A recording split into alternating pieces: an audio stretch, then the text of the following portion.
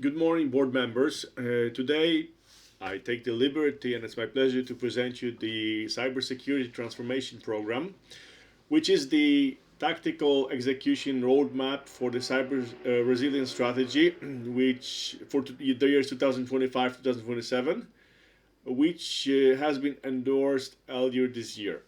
The program translates our strategic cybersecurity vision into a structured, measurable, and budget-aligned implementation effort.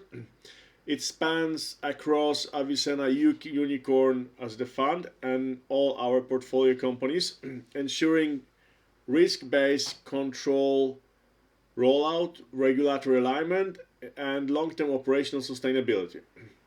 We seek your endorsement for the plan that I'll present in a moment, as well as the associated budget, which stays within the approved budget of $2.9 million annually.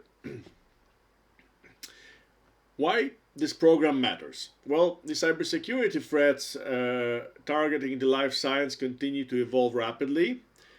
Our fund hold high-value IP, medical data, and proprietary R&D pipelines, all very attractive to cyber criminals and nation-state actors.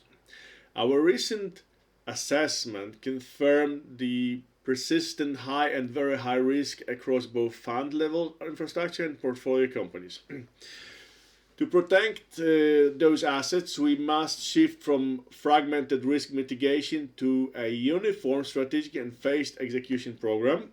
The program directly addresses the top risk, builds capabilities, and sustainability beyond the life cycle of the initiative. And it also aligns with expectations of our investors.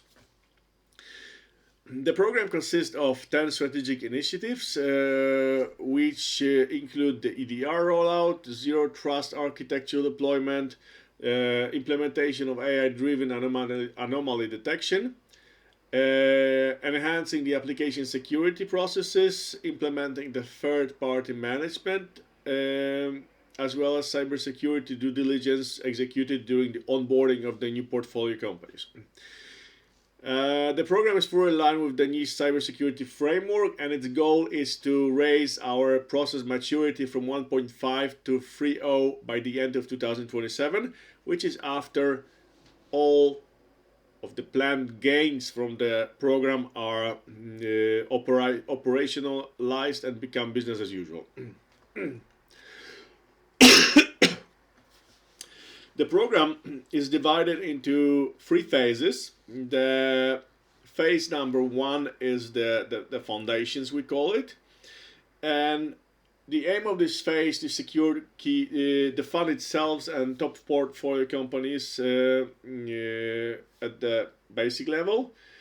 At this stage, the deployment of the EDR starts, the vulnerability scanning is being initiated, and zero trust policies are being defined, as well as the central security telemetry is being built. In this phase, we focus on the fund and top quartile of our companies, which are the best performing companies. Phase 2 is about scalability. So whatever we have worked out in phase 1, we're scaling this up to cover all the funds, all the systems, and secure the uniform reach. Phase 3 we call maturity and operationalization. In this phase, predominant focus is on on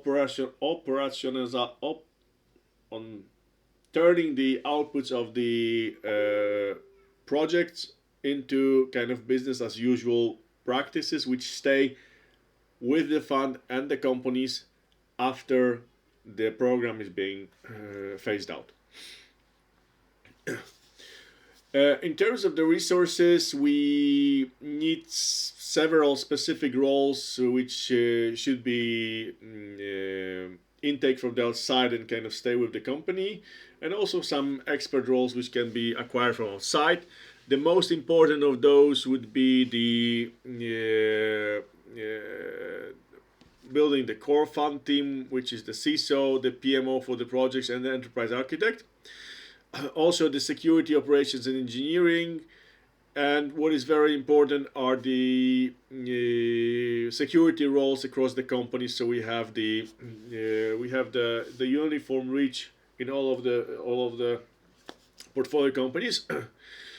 From the perspective of other resources, the quite notable point will be taken by the licenses for the EDRV, Scano, SaaS, DaaS platforms, etc. Subscriptions regarding the threat intel, cloud security, and so on, as well as training to facilitate the changes and operationalization of the whole gains from the products. When it comes to budget, we stay at 2.7 on average per year during the 3-year period, which is 200,000 below the estimated 2.9. We managed to introduce some cuts when we were kind of going in detail into the planning of the planning and sizing of the specific initiatives. So we closed at the total of 8.1 million over 3 years, which stays within budget. When it comes to governance and operationalization, we implement a rather straightforward and, so to say, classical approach, though fine-tuned for the specificity of our organization. So we have the cybersecurity committee, which is top level body, and we have the cyber risk committee, which is a little bit lower, which aims to oversee the progress.